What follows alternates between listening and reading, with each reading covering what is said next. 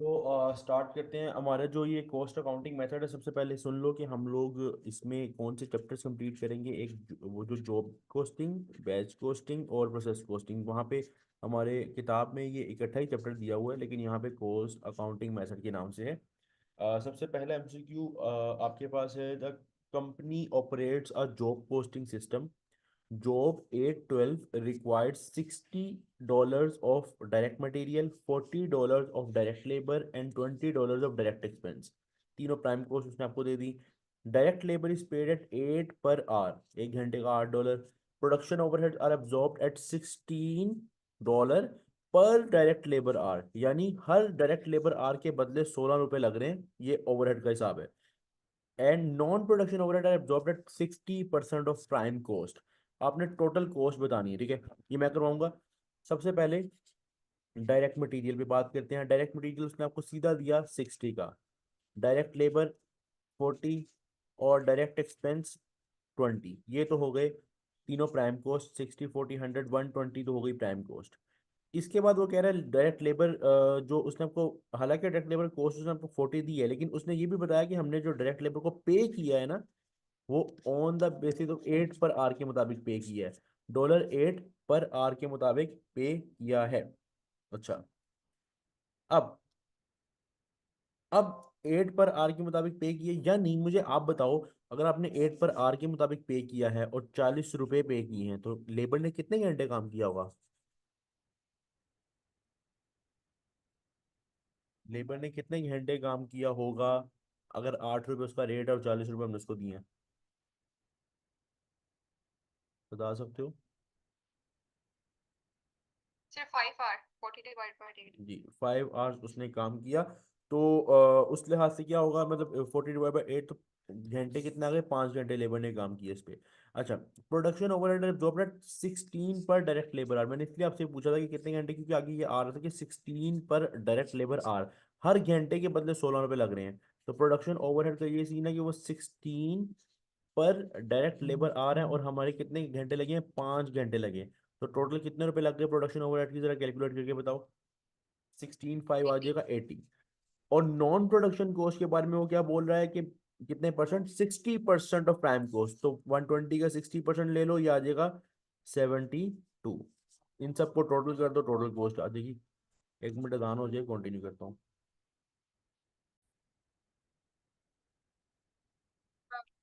272। 272 आपकी आ गई total cost. Non production cost का मैं बता रहा था कि ये 60% ऑफ प्राइम कॉस्ट है, तो 120 का 60% मैंने ले लिया कि 120 प्राइम कॉस्ट है हमारे पास यहाँ पे। तो टोटल 272 आ गया। क्लियर है यहाँ तक? पहला एमसीक्यू क्लियर है? पहला एमसीक्यू क्लियर है सबको? जरा कंफर्म कर दो।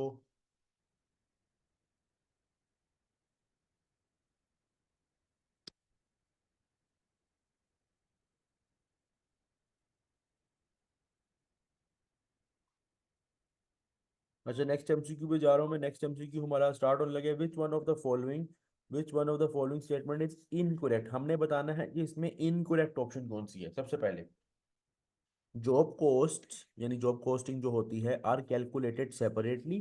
यानी वो कह रहा है इनको अलग अलग कैलकुलेट किया जाता है। Whereas process cost are averages. ये स्टेटमेंट बिल्कुल ठीक है। किस तरह? देखो, जॉब कॉस्टिंग के अंदर क्या होता है, हम हर ऑर्डर की कॉस्टिंग सेपरेटली करते हैं। यानी जॉब कॉस्ट जो एक जॉब की जो कॉस्ट निकलती है, वो सेपरेट निकलती है। अगर जॉब 1 की कॉस्ट लैदा निकलेगी, जॉब 2 की लैदा, जॉब 3 की लैदा। और प्रोसेस कॉस्ट और एवरेजेस, यानी हम पूरे प्रोसेस की इकट्ठी कॉस्ट लेके एवरेज निकालते हैं। यानी हम देखते हैं, अच्छा यार प्रोसेस 1 है, प्रोसेस 2 है, और हम प्रोसेस 3, हम ये नहीं कहते कि प्रोसेस 1 की हमने ऐसा कुछ नहीं पढ़ा कि प्रोसेस 1 की लैदा कॉस्ट निकलेगी, प्रोसेस 2 की लैदा, प्रोसेस 3 की लैदा। नहीं, हम कहते हैं ये टोटल प्रोसेस पे ये पूरी प्रोसेस कॉस्टिंग 1 लाख आ रही है, तो हम पूरे प्रोसेस की एक एवरेज, मतलब टोटल कॉस्ट लेके उसकी एवरेज पे चलते हैं। तो पहली स्टेटमेंट ठीक है, लेकिन उसने हमसे पूछा है इनकरेक्ट ऑप्शन बतानी है। तो पहली तो ट्रू हो गई, तो पहला तो ऑप्शन नहीं होगा। दूसरा, in job posting the progress of job can be ascertained from the material requisition and job card. वो कह रहा है कि जॉब पोस्टिंग करते हुए आप प्रोग्रेस देख सकते हो। किस तरह? एक तो मटेरियल रिक्विजिशन से, और दूसरा जॉब कार्ड से। जॉब कार्ड क्या होता है? जिस पे आप लिख रहे होते हो कि इतना डायरेक्ट मटेरियल, इतना डायरेक्ट लेबर, इतना डायरेक्ट एक्सपेंस, ये सारा फॉर्मेट बना रहे होते हो। तो आप इससे अंदाजा लगा सकते हो कि जॉब कितनी कंप्लीट हुई है, प्रोग्रेस का किस तरह। क्योंकि जब जॉब कार्ड को आप साथ साथ अपडेट कर रहे होगे ना कि इतने का मटेरियल लगा, इतने की लेबर, तो जितनी ज्यादा मटेरियल और लेबर लगता चला जाएगा उतनी ज्यादा प्रोग्रेस का भी पता चलता जाएगा कि ये जॉब इतने परसेंट कंप्लीट हो चुकी है, इतने परसेंट रहती है। मटेरियल अगर आपने 100 रुपये का सोचा कि 100 रुपये का लगेगा और 100 का वाकई लग गया, तो इसका मतलब प्रोडक्शन कंप्लीट हो गई। अगर 60 का लिखा हुआ है, 70 का लिखा हुआ है, तो इसका मतलब अभी प्रोडक्शन 60-70% हुई है। स्लो स्लो करके जितना जितना ये जॉब कार्ड अपडेट अपडेट होता चला जाएगा तो प्रोग्रेस भी पता चलती जाएगी। तो स्टेटमेंट तो ये भी ट्रू हुई, लेकिन हमने फॉल्स स्टेटमेंट बतानी है, तो ये भी ऑप्शन नहीं होगा। In batch costing, the cost per individual unit in the batch can be calculated। बिल्कुल की जा सकती है। मैंने बैच कॉस्टिंग में आपको बताया था कि अगर बैच आप कंप्लीट बनाते हो तो आप जो पूरे बैच की कॉस्ट को अगर आप डिवाइड कर दो नंबर ऑफ यूनिट्स और इन द बैच, तो आपको पता चल जाएगा कि कॉस्ट पर यूनिट कितनी है, एक यूनिट पे कितनी कॉस्ट है, और इसी तरह होता है। तो ये भी ट्रू है, तो ये ऑप्शन नहीं होगी। In job costing the cost of any wastages, यानी जो हमने नॉर्मल लॉस की बात की थी, will not be incorporated in the normal product cost. ये गलत ऑप्शन है, ऑप्शन यही होगा, यानी बेसिकली ये फॉल्स स्टेटमेंट है। किस तरह? वो कह रहा है कि किसी भी वेस्टेज या लॉस को आप इनकॉर्पोरेट नहीं कर सकते नॉर्मल प्रोडक्ट कॉस्ट में। भाई हमने ज्वाइंट कॉस्ट में यही तो पढ़ा था कि ज्वाइंट कॉस्ट में से हम वो क्या कहते हैं, जो हमारा बाय प्रोडक्ट था, उसका जो रेवेन्यू था, यानी जो बाय प्रोडक्ट यानी लॉस ही है ना, वेस्टेज ही है ना, तो उसका जो रेवेन्यू वो माइनस होगा मेन प्रोडक्ट की कॉस्ट से। इस तरह के हमने क्वेश्चंस भी किए थे। वो कह रहे हैं ऐसा नहीं हो सकता, तो ये गलत स्टेटमेंट है, इसीलिए ये ऑप्शन होगा। मुझे बताओ, क्लियर है यहाँ तक?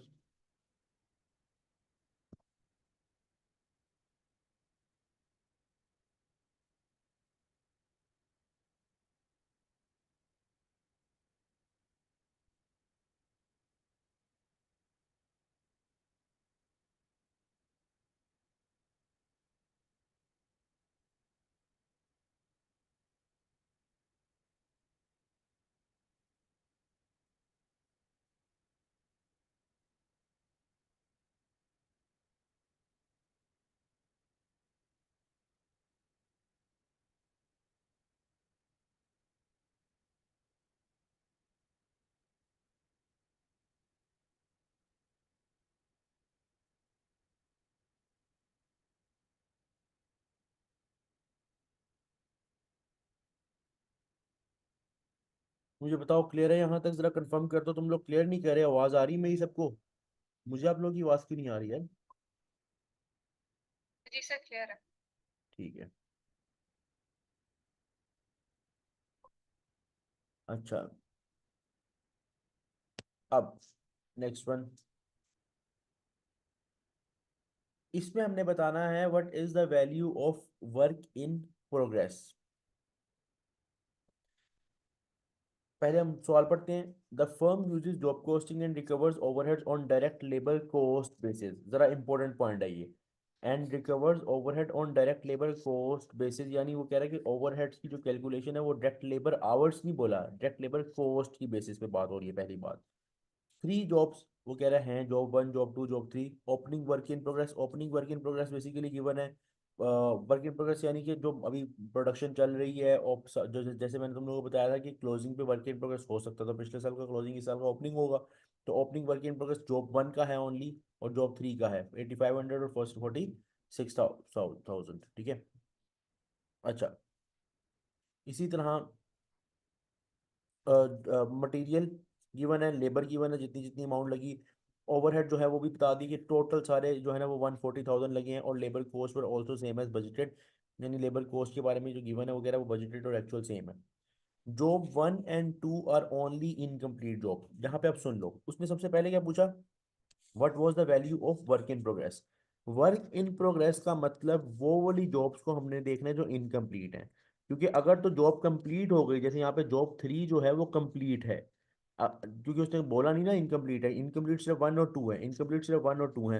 तो जो कंप्लीट है वो वर्क इन प्रोग्रेस में नहीं जाएंगी। तो हमारे पहले वाले सवाल के लिए जॉब थ्री, इसको हम इग्नोर करेंगे। पहले ऑप्शन, पहले जो क्वेश्चन है 242, इसके लिए हम इग्नोर करेंगे। क्यों? क्योंकि जॉब थ्री तो कंप्लीट है, तो वो तो वर्क इन प्रोग्रेस होता ही वो जो इनकम्प्लीट प्रोग्रेस प्रोसेस हो अभी। तो जॉब वन एंड टू के बारे में हमने बताना है, उसकी वैल्यू बतानी है। अब वैल्यू सिंपल कैसे बतानी है? जो वैल्यूज गिवन है उसको ऐड कर दो, सारी वैल्यूज को ऐड कर दो। तो कौन कौन सी वैल्यू गिवन है? जॉब, मैं यहाँ पे फॉर्मेट बना रहा हूँ प्रॉपर। एक जॉब वन, और एक जॉब 2। सबसे पहले हम ओपनिंग वर्क इन प्रोग्रेस को ऐड करेंगे, क्योंकि ओपनिंग वर्क इन प्रोग्रेस भी ऐड करना है। 8500 मैंने ये ऐड कर लिया। ठीक है, मटीरियल, लेबर, ये भी ऐड करूंगा। मटेरियल कितना है, 17150, लेकिन जॉब 1 और 2 का करूंगा, क्योंकि वर्क इन प्रोग्रेस पे सिर्फ ये दो जॉब्स हैं। और 2 में ओपनिंग नहीं है कुछ भी। 29025 मेरे पास मटेरियल है, और 23,000 मेरे पास लेबर है। मैं कहाँ से ले रहा हूँ वैल्यूज, ये वैल्यूज गिवन है मेरे पास। अच्छा, लेकिन अब इसमें ओवरहेड भी ऐड होगा। वहां नहीं लिखा हुआ, ऊपर नहीं लिखा हुआ, लेकिन नीचे तो लिखा हुआ ना, ओवरहेड लगे तो है ना। तो ओवरहेड भी ऐड करेंगे, वो भी कोस्ट का पार्ट है। और वो कितने हैं, 140,000 है। 140,000 टोटल बता दिया उसने। 140,000 बता दिया, 1 2 और 3 तीनों जॉब्स का इकट्ठा बता दिया।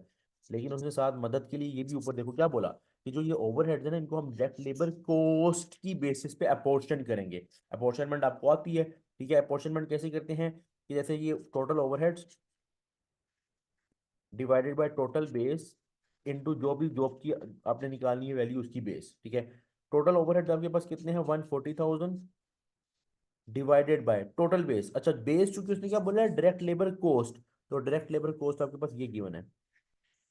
तो आप इन तीनों को का पहले टोटल ले लो, क्योंकि ये कोस्ट, ये याद रखना, ये पॉइंट याद रखना कि ये कोस्ट है, आवर्स नहीं है। अगर आवर्स होते तो मैं आवर्स ढूंढता यहाँ पे, लेकिन यहाँ पे कोस्ट है तो कोस्ट ही लेनी है। तो इन तीनों को ऐड करो, टोटल बेस बताओ कितनी आ रही है।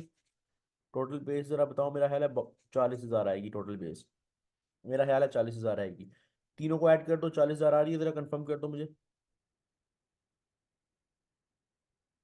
कंफर्म कर दो। ये सब 40,000 है। ठीक है, ये बेस आ गई। अच्छा, अब डिवाइडेड बाय ये total overhead divide by base. अब जोन सी भी जॉब, क्योंकि जॉब 1 और जॉब 2 के हमने ओवरहेड निकालने हैं, तो मैं जॉब 1 के पहले लिखूंगा 12,500 लेबर कोस्ट, ताकि ये देखो 12,500, ताकि उसकी वैल्यू आ जाए। और सेम सेम करूंगा एक मरतबा 140,000 डिवाइडेड बाय 40,000 इंटू 23,000, ताकि जॉब 2 की भी वैल्यू मेरे पास आ जाए। जरा बताओ जॉब 1 की क्या वैल्यू आ रही है ओवरहेड की।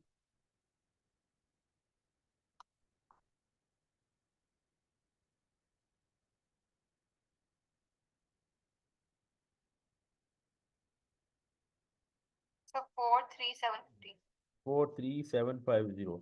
और जॉब 2 की, जॉब 2 जो है इसकी कितनी आ रही है, 23,000 जिसकी बेस है। 23,000 हम्म। दिन तो बहुत ज्यादा। 12 दिन के लिए।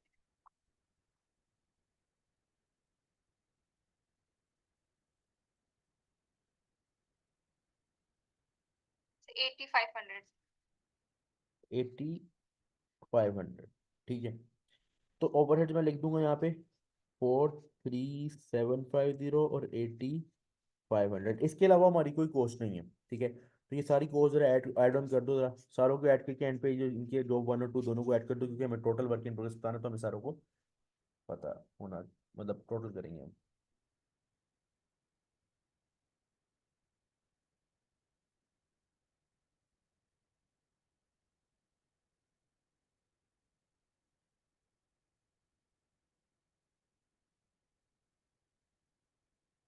214425 टी सबको ऐड ऑप्शन। कर दिया, सबको ऐड कर दिया। 214,425, ये टोटल सबको ऐड कर दिया हमने, तो हमारी वर्क इन प्रोग्रेस की वैल्यू भी आ गई 214,425। बट ये इसमें दो तीन चीज़ों का ख्याल रखना है। एक तो बेस पोस्ट है, उस बेस से कैसे वैल्यूज निकालनी है ये पता होना चाहिए। और वर्क इन प्रोग्रेस अगर उसने आपसे पूछे तो सिर्फ जॉब 1 और 2, क्योंकि वो पूरे नहीं थे, वो पूरे नहीं थे। अच्छा, उसके बाद नेक्स्ट हमारे पास इसी से हमने करना है जॉब 3, यानी वो डाटा वही है। Job 3 was completed during the period and consisted of 2,400 identical circuit boards यानी units. The firms at 50% to the total production cost in to arrive the selling price. वो कह रहा है कि जो जॉब 3 है वो कंप्लीट है, उस पर जितना भी पैसा लगना है उसके अंदर बिजनेस 50% प्रॉफिट ऐड करती है, और उतनी सेलिंग प्राइस है उसकी। तो और 2,400 यूनिट्स बेचे हैं। आप लोग जरा मुझे थोड़ी सी अकल इस्तेमाल करते हुए कैलकुलेट करके बता सकते हो कि एक सर्किट बोर्ड यानी एक यूनिट की सेलिंग प्राइस कितनी है। बता सकते हो, जरा बताओ, बताओ जरा क्या आंसर आएगा इसका।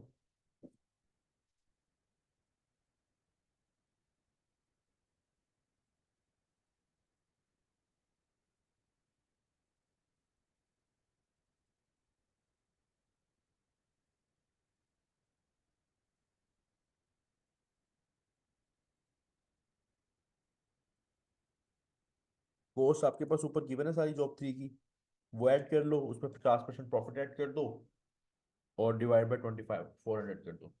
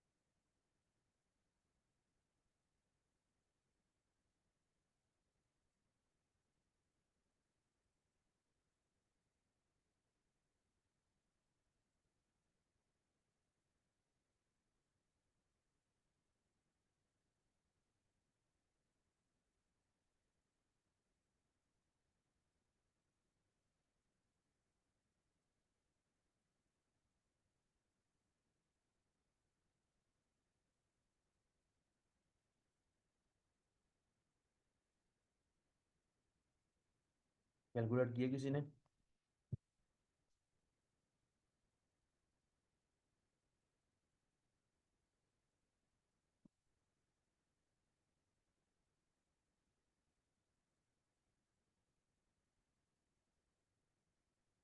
मैं कैलकुलेट करवा रहा हूँ, ये देखो।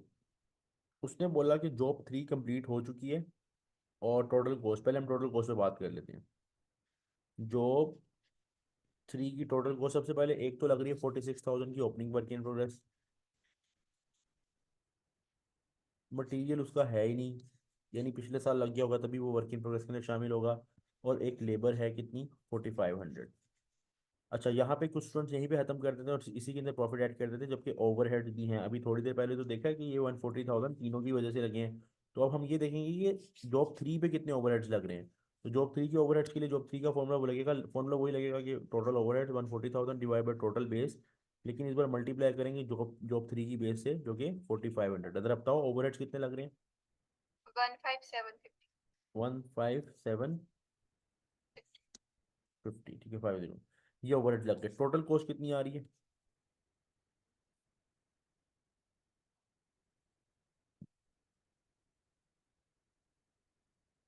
टोटल कॉस्ट कितनी आ रही है? 66250। 66250 आ गई टोटल कॉस्ट। अब इसमें वो कह रहा है कि वो कंपनी जो है ना 50% इस कॉस्ट में ना प्रॉफिट डालती है, तो इसका 50 पर इसी इसी कॉस्ट का 50% लेके इसमें ऐड कर दो। 50% इसका आएगा तकरीबन 33125। जी जी, 33125। और ऐड होके सेलिंग सेल्स कितनी आएंगी?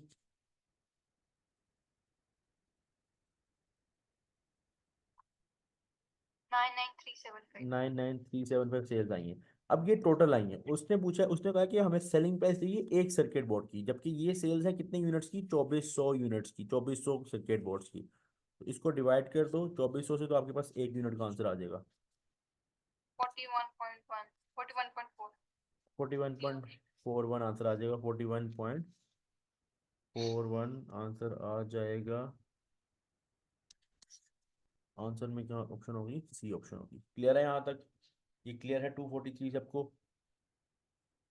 कंफर्म कर दो एक मरतबा साहब। स्टूडेंट्स। सर आपका बातें तो सही हो जाता है, मिस अच्छा तो नहीं होता वरना तो। जी, वो शुरू शुरू में ऐसे ही होता है, नो इशू, ऐसे सब चीज़ें समझ आ जाएंगी।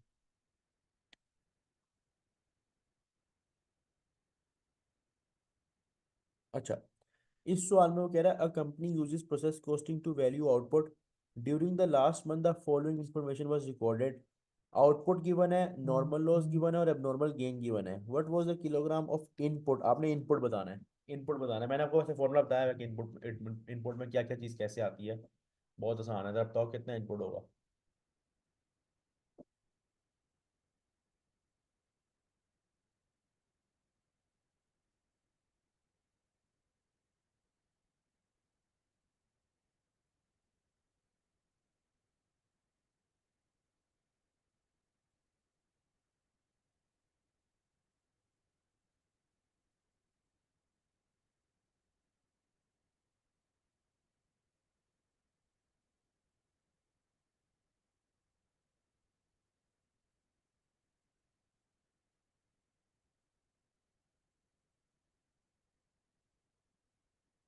सर 3100 होगा इनपुट। 3100। अच्छा, एबनॉर्मल गेन को यानी आपने एडजस्ट नहीं किया। जी, गुड। वो माइनस करना था। ये तो मैं बताता हूँ अभी। अच्छा, इनपुट का हाँ जी, फॉर, इनपुट में क्या क्या होता है सबसे पहले हम देखते हैं। Input is equal to output plus normal loss, ये दोनों तो ऐड होते हैं। अच्छा, अगर सवाल में होता है एबनॉर्मल लॉस तो वो भी ऐड होता है। हर किस्म का लॉस ऐड होगा और हर किस्म का गेन माइनस होगा। तो लॉस तो ऐड, यहाँ पे एबनॉर्मल लॉस नहीं है तो मैं यहाँ पे माइनस करूँ, गेन है, गेन इसमें से माइनस होता है हमेशा। तो अब आउटपुट आपके पास गिवन है 2800, normal loss 300, abnormal gains 100 KGs हैं, बेसिकली सारे केजीज हैं। तो कितना आ जाएगा आपके पास आंसर इनपुट का? 300 KGs, 3000, sorry 3000 KGs, 3000 KGs. Clear है यहाँ तक? अच्छा, आगे, ABC manufactures product X in a single process. Normal loss in the process is 10% of output. Normal loss जो है ना वो है 10% of output. Input in the process is 13200। ठीक हो गया। Input in the process is 13200 units. आपने पता नहीं एक्सपेक्टेड आउटपुट कितनी है, आउटपुट कितना है, मतलब जो फिनिश गुड बने वो कितने बने।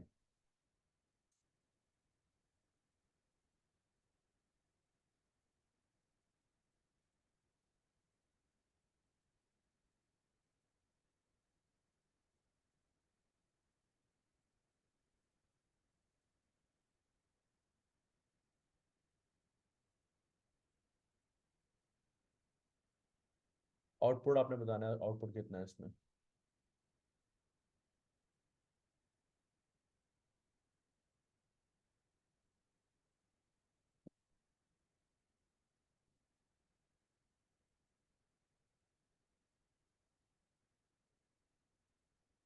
12,000।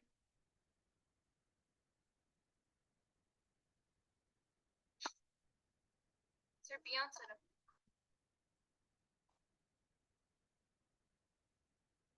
अच्छा,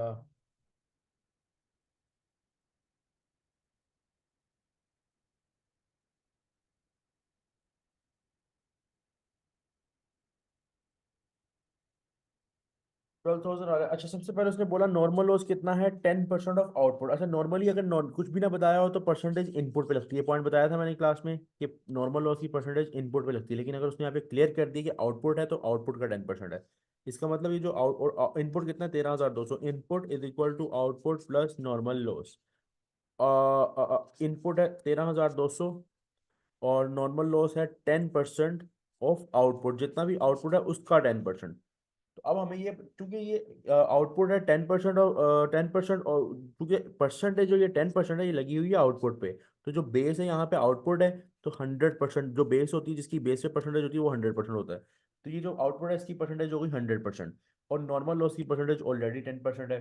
तो फिर इनपुट की अपनी परसेंटेज कितनी हो गई, 100 + 10, 110%। नॉर्मली वैसे बेस इनपुट होती है तो उस केस में जो बेस है वो 100%, इनपुट को हम 100% रखते हैं, लेकिन अभी बेस हमारी आउटपुट है, उसकी बेस पे हमने कैलकुलेट किया, तो इस वजह से इनपुट आ गया 110%। अब आगे क्या है, सिंपल।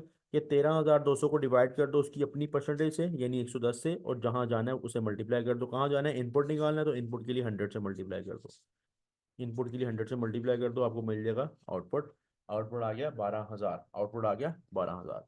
और बाकी 1300, सॉरी बाकी ऊपर जो 1200 है वो नॉर्मल लॉस हो गया।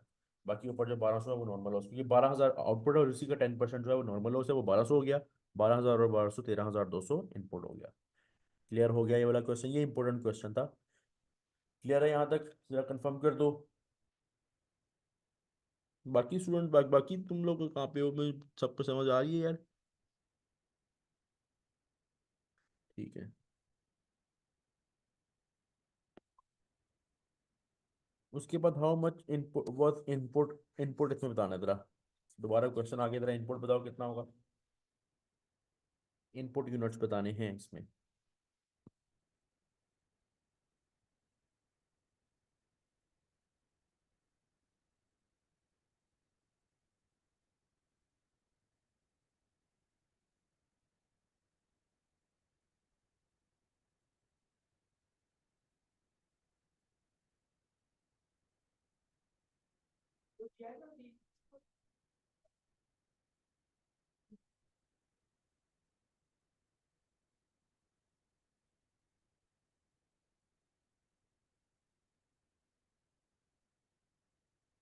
इनपुट के यूनिट्स निकालने हैं अपने 246 में।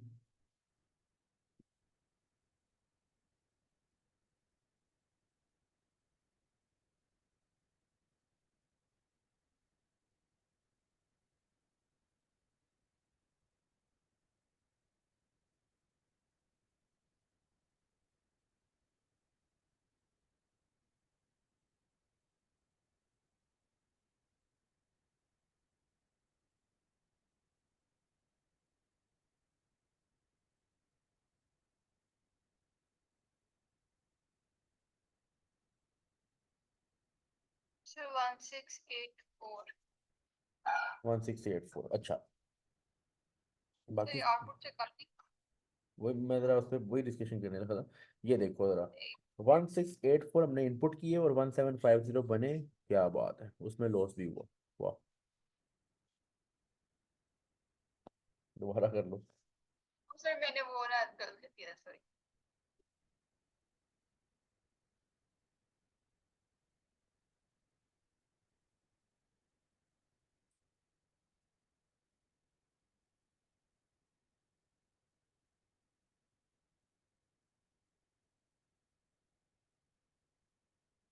2000। 2000 आ रहा है। बाकी स्टूडेंट्स ये बाकी की तुम लोग की क्या आंसर है? आयशा और रया और इरिज, क्या आंसर आया तुम लोगों का?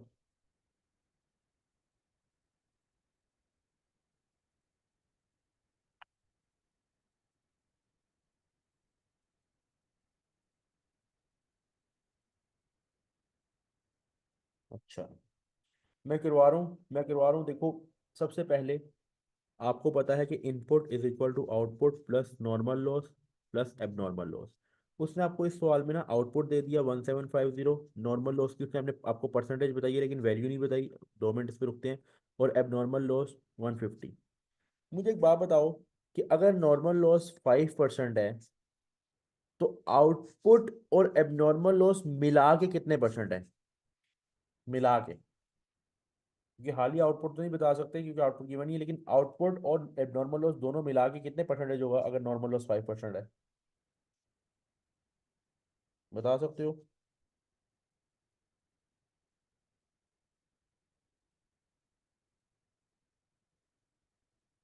मैं ये बता देता हूँ कि इनपुट ऑब्वियसली आपके पास यहाँ पे 100% है ना, क्योंकि उसकी बेस पे आपने नॉर्मल लॉस निकाला है 5%। तो आउटपुट और जो एबनॉर्मल लॉस है इसको मिला के क्या परसेंटेज आएगी ये बता सकते हो? कितने परसेंट है ये दोनों मिला के? 5% तो वो है ना नॉर्मल लॉस रहा। मैं आउटपुट और एबनॉर्मल लॉस की बात कर रहा हूँ। बाकी बाकी कितने परसेंटेज बचे 100 में से? 95। 95।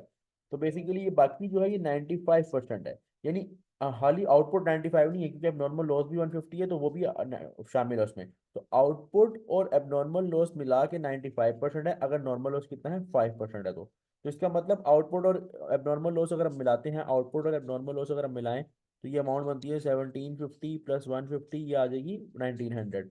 ये जो 1900 है ना, इसकी परसेंटेज कितनी बन गई? 95%। 1995% पे मतलब है, तो 1900 को डिवाइड कर दो 95 से और मल्टीप्लाई कर दो 100 से, तो आपके पास क्या आ जाएगी? इनपुट आ जाएगा 2000 यूनिट्स। क्योंकि वो 95% है, तो डिवाइड बाई 95, और जाना कहाँ पे? इनपुट पे, तो इनपुट 100% है, तो यूनिट्स कितने आ जाएंगे? 2000। ये थोड़ा टेक्निकल था कि हमारे जो यहाँ पे इस क्वेश्चन में, चूंकि नॉर्मल लॉस 5% ऑफ इनपुट है, तो इनपुट तो 100% हो गया, ये तो कंफर्म हो गया। आउटपुट और नॉर्मल लॉस फिर मिला के कितने परसेंट होंगे? 95% होंगे। तो उसको 95% कंसीडर करते हुए मैं डायरेक्टली 100% पे मैंने जम किया, तो आंसर क्या आ गया? 2000 यूनिट्स। ये एमसीक्यू क्लियर हुआ सबको? जरा कंफर्म कर दो, सब बता दो एक मरतबा क्लियर है।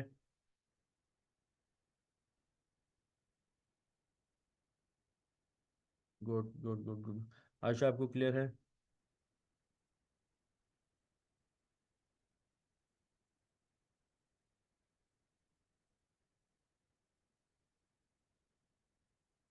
ये जो ऑनलाइन हो क्यों, जो अपना ऑफलाइन होते हैं ना एक्चुअली, ये कुछ सुनना पड़ेगा। अच्छा, चलो नेक्स्ट करते हैं हम क्वेश्चन।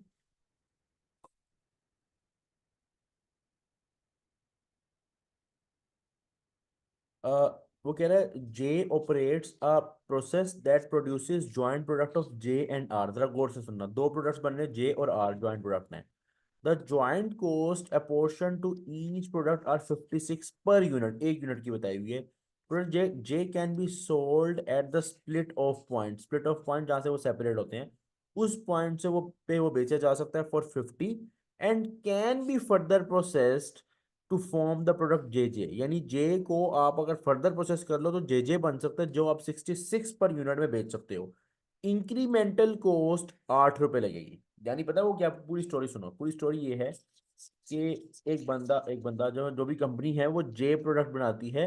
जे प्रोडक्ट को प्रोसेस कॉस्टिंग से स्प्लिट ऑफ ज्वाइंट कॉस्ट वाले ज्वाइंट प्रोसेस से स्प्लिट ऑफ होते साथ या 50 का बेच सकते हो। लेकिन आप उसको अगर थोड़ा मॉडिफाई करके जे जे में कन्वर्ट कर लो, थोड़ा चेंज करके, तो ये आप 66 का बेच सकते हो। लेकिन इस फर्दर प्रोसेस करने में आपकी जो कॉस्ट आएगी वो 8 रुपए की आएगी। मुझे बताओ, आपको फर्दर प्रोसेसिंग करनी चाहिए या नहीं करनी चाहिए? यस या नो? तो कर ले। करनी चाहिए, क्योंकि हमें हमें जो इंक्रीमेंटल फायदा हो रहा है वो 16 रुपए का हो रहा है, 8 रुपए लगा के। तो हमें 8 रुपए लगा के अगर 16 रुपए फायदा हो रहा है, तो हम ऑब्वियसली फर्दर प्रोसेसिंग करेंगे। तो it should be further processed because incremental profit is earned, इसका सी आंसर होगा। अच्छा, इसका ये डी आंसर कोई ना लगा दे कि इंक्रीमेंटल रेवेन्यू है। भाई जरूरी नहीं कि इंक्रीमेंटल रेवेन्यू की बेस पे आप फैसला करोगे, क्योंकि कभी कभार इंक्रीमेंटल रेवेन्यू जितना होता है इंक्रीमेंटल कॉस्ट उससे भी ज्यादा होती है। ये आपका क्राइटेरिया नहीं, आपका क्राइटेरिया ये है कि इंक्रीमेंटल प्रॉफिट ज्यादा हो। यानी अगर मैं 16 रुपए कमा रहा हूँ, तो मेरी जो कॉस्ट है उसे कम से कम हो इंक्रीमेंटल। क्लियर है? ये वाला सी ऑप्शन क्लियर है सबको? ये तो लास्ट क्लास में हमने इसको किया भी था।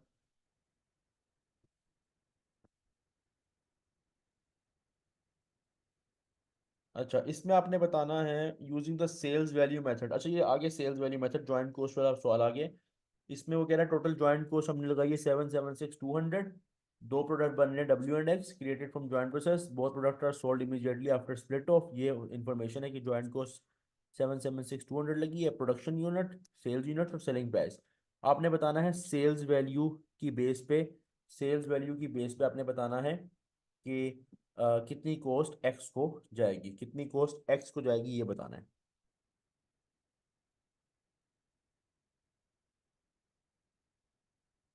और sales value of production use करना है, sales value of production units.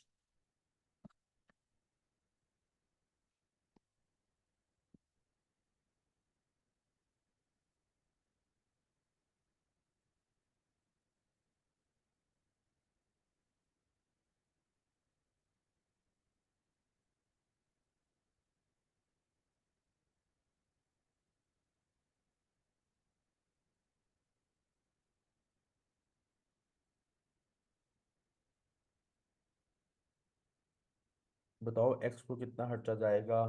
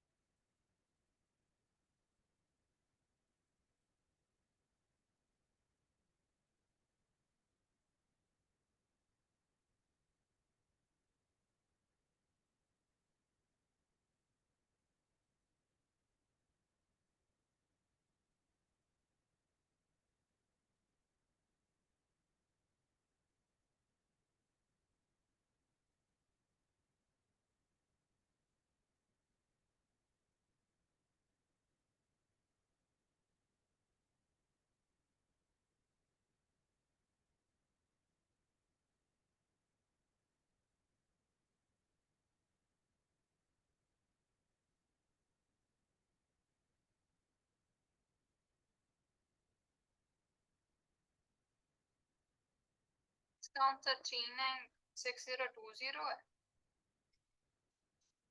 960 नहीं, ये नहीं है। मैंने भी बात करा कर। ओ ओ सॉरी सॉरी, मैंने डब्ल्यू का निकाला।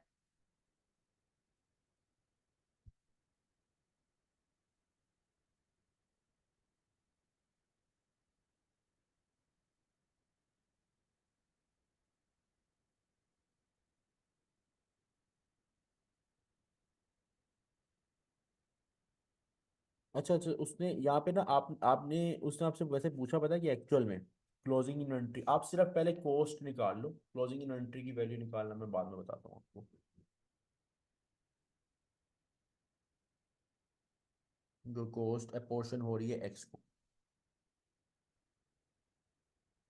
क्योंकि इसमें इसने डायरेक्टली वो नहीं मांगा, कॉस्ट एंड कॉस्ट का अपोर्शनमेंट नहीं मांगी, बल्कि उससे आगे क्लोजिंग इन्वेंट्री की वैल्यू मांगी है।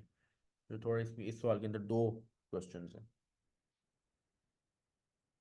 सर कॉस्ट 380179 आ रही है। 380179 काफ़ी करीब है आपका, चलो मैं करवाता हूँ। 79.6 है, मतलब उसको नहीं, 80 कर लें। एक्चुअली 388 कुछ आ रही है, मैं करवाता हूँ ये। तो सबसे पहले तो हम यहाँ पे सब देखते हैं, क्योंकि सेल्स वैल्यू यूज़ करनी है, सेल्स वैल्यू यूज़ करनी है तो, और प्रोडक्शन यूनिट्स पे, तो पहले तो मैं सेल्स वैल्यू दोनों की निकाल लूँ, डब्ल्यू और एक्स की। तो sales value of production units यानी 12,000 प्रोडक्शन यूनिट्स हैं डब्ल्यू के, और 10,000 प्रोडक्शन यूनिट्स हैं एक्स के। इसको मल्टीप्लाई करेंगे सेलिंग प्राइस के साथ 10 और 12, ये आएगा 1,20,000, और ये भी आएगा 1,20,000। दोनों की सेल्स वैल्यू सेम है, ठीक है। टोटल कितना आ गया, 2,40,000 सेल्स वैल्यू। अब आगे क्या करेंगे, अपोर्शन करेंगे। एक्स के लिए टोटल ज्वाइंट कॉस्ट कितनी है, 776,200 डिवाइडेड बाय 240,000 मल्टीप्लाई 120,000। डायरेक्टली इसकी 120,000 से करेंगे, बाय प्रोडक्ट है ही नहीं हमारे पास। अब बताओ क्या आंसर आ रहा है। जी जी, मल्टीप्लाई किया सेलिंग प्राइस। क्योंकि मैंने आपको यहाँ पे लिख के बताया था कि प्रोडक्शन यूनिट से करना है, क्योंकि उसने और यहाँ पे अगर वो बोलेगा ना सेल्स वैल्यू, आपने सेल्स वैल्यू मेथड यूज़ करना है, तो मैंने आपको पढ़ाते हुए भी बोला था कि सेल्स वैल्यू, इस पूरे मेथड का नाम है sales value of production units. हाँ, अगर वो क्लियर कर दे कि सेल्स वैल्यू सेल्स यूनिट्स, फिर आपने वो यूज़ करने हैं। एक्चुअली वो प्रोडक्शन यूनिट्स पे सेल्स वैल्यू की बात कर रहा होता है, ठीक है। हाँ, अगर आपको सवाल में ना गिवन हो या बोल दे कि सेल से करना है, फिर आपको सेल्स यूनिट से करना है जी, नॉर्मली आपने थायराइड केस में प्रोडक्शन यूनिट से करना है। अब बताओ कितना आंसर आ रहा है वैसे ये।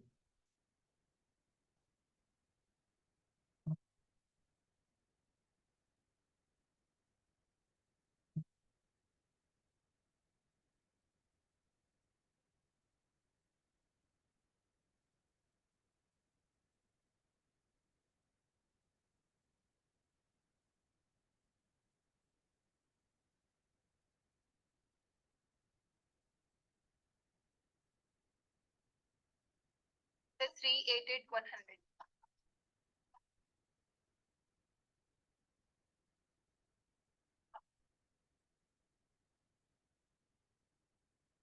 388,100,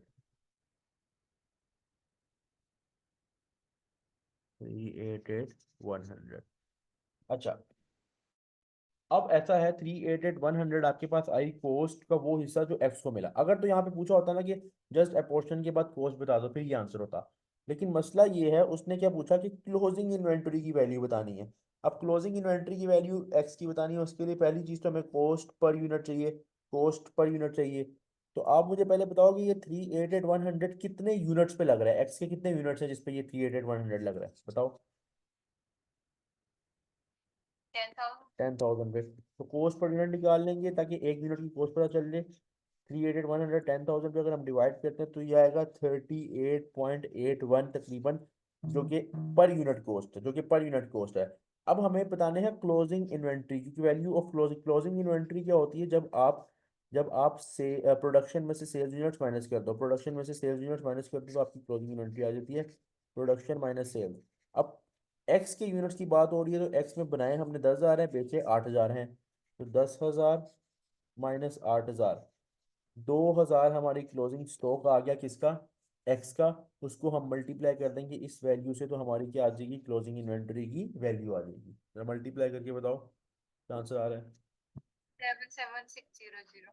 7760 तो नहीं आएगा, 620 आना चाहिए वैसे।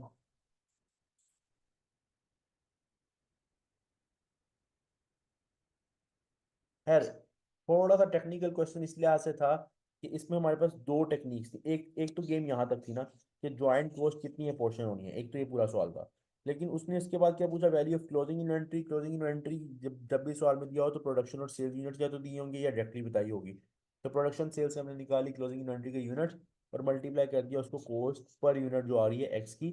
और एट लास्ट जो आंसर आ गया 77620 क्लोजिंग इन्वेंट्री की वैल्यू आ गई। क्लियर है यहाँ तक? सबको जरा कंफर्म कर दो। It was a technical question, so try to focus on that issues. अब इसमें आपने बताना है ओपनिंग गिवन है, क्लोजिंग गिवन है, सेल्स गिवन है, प्रोडक्ट जे और के है। जे को कितनी कॉस्ट अपोर्शन होगी, जॉइंट प्रोडक्ट जो है ना वो 1,10,000 लगी, and these are to be apportion on the number of units produced. These are to be apportion on number of units produce. Production unit से आपको करना है, प्रोडक्शन यूनिट से, जो कि आपको गिवन ही नहीं है। प्रोडक्शन यूनिट बेसिक नहीं है जो कि आपको गिवन नहीं है, लेकिन ओपनिंग क्लोजिंग गिवन है, उससे प्रोडक्शन यूनिट निकालो और बताओ फिर क्या आंसर आएगा, कितनी कॉस्ट अपोर्शन होगी किसको, जे को।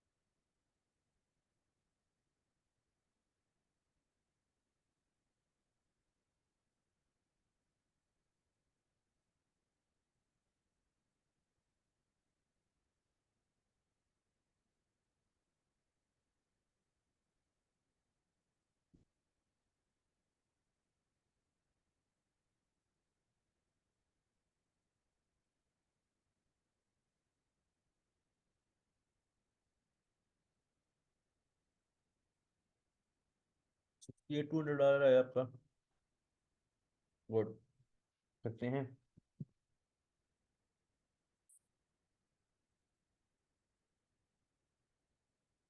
सबसे पहले तो हमें प्रोडक्शन यूनिट्स चाहिए, और प्रोडक्शन यूनिट्स का क्या फॉर्मूला है, sales plus closing stock minus opening stock.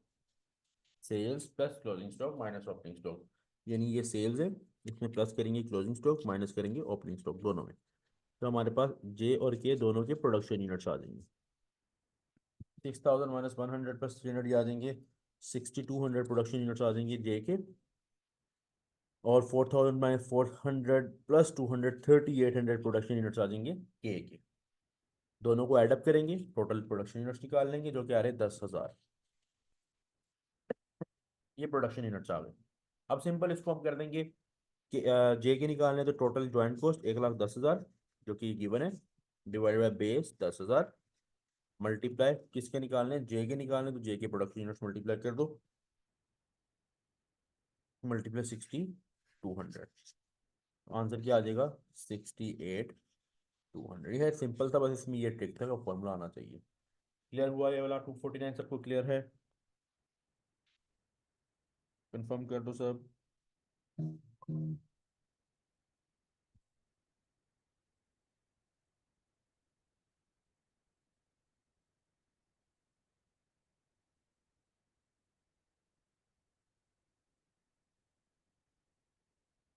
ये 250 है, 250। ये भी करो ट्राई, ये भी करो, इसमें बाय प्रोडक्ट भी था। लेकिन इसमें मेथड कौन सा है, sales revenue basis, sales revenue की बेसिस पे करना है, सेल्स रेवेन्यू की बेसिस पे।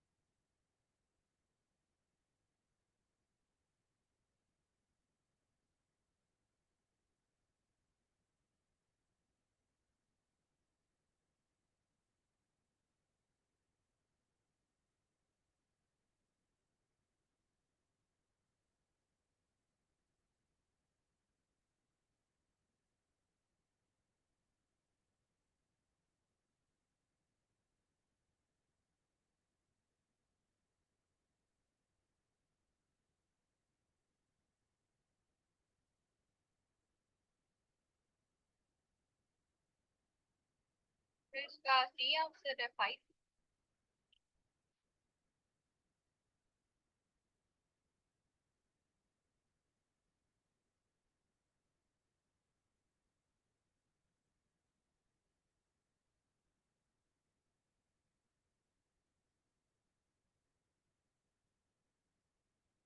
अच्छा निकाला आंसर तुम लोगों ने?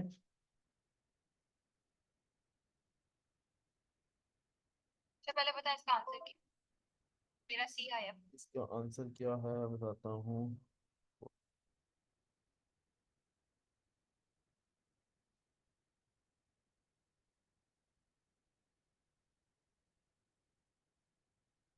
सी आया आपका 250 है ये। हाँ सी ठीक है। सी ही आंसर है। एक आदमी ने और भी सी निकाला है मेरा ख्याल है। राया ने भी सी निकाला है, ठीक है। अच्छा तो मैं करवा रहा हूँ सबसे पहले तो आपको क्या है, बिल्कुल सिंपल सा सवाल। सेल्स रेवेन्यू निकालना है, टोटल सबके सेल्स रेवेन्यू निकाल लो, तीनों के तीन के निकालना है, बाकी वो तो बाय प्रोडक्ट है जो था। तो इसका कितना आएगा? 1,80,000। इसका आएगा 500,000। और ये आएगा 400,000। टोटल हो गया आ जाएगा तकरीबन 10,80,000। ये टोटल में हमारे सेल्स वैल्यूज हैं, सेल्स वैल्यू हैं। बाय प्रोडक्ट 3500 यूनिट है, 2 रुपीज़ ईच, यानी बाय प्रोडक्ट से रेवेन्यू आप कितना कमा सकते हो? 7,000 का। ठीक है। अब हमें और टोटल कॉस्ट कितनी है? 277,000। तो हमें किसके निकालना है? प्रोडक्ट थ्री का। प्रोडक्ट थ्री के लिए सबसे पहले हम क्या करेंगे, ज्वाइंट कॉस्ट को डिवाइड करना है बेस से, यानी सेल्स वैल्यू से, टोटल सेल्स वैल्यू से मल्टीप्लाई करना है बेस, जो भी बेस है। तो मैं वैल्यूज लिख रहा हूँ। ज्वाइंट कॉस्ट हमारे पास कितनी है? 277,000। इसमें से बाय प्रोडक्ट का रेवेन्यू भी माइनस होगा क्योंकि उसने बोला डिडक्ट करना है ज्वाइंट कॉस्ट में से।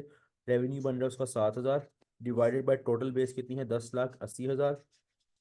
10,80,000 को मल्टीप्लाई कर दो आप सिंपल वैल्यू ऑफ जो प्रोडक्ट थ्री है। ठीक है।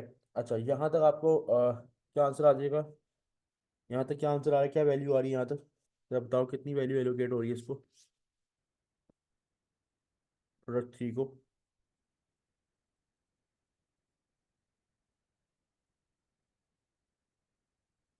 प्रोडक्ट थ्री को क्या वैल्यू एलोकेट हो रही है?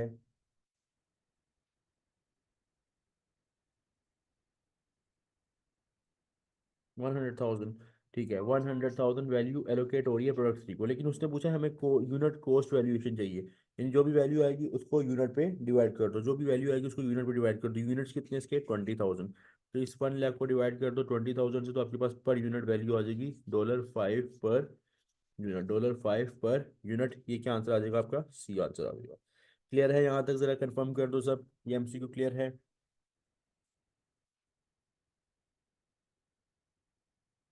सब एक दफ़ा कंफर्म कर दो। आज हमारी क्लास यहीं तक है, ज़रा कंफर्म कर दो यहाँ तक। कोई क्वेश्चन है रिलेटेड टू टॉपिक या related to any MCQ can ask.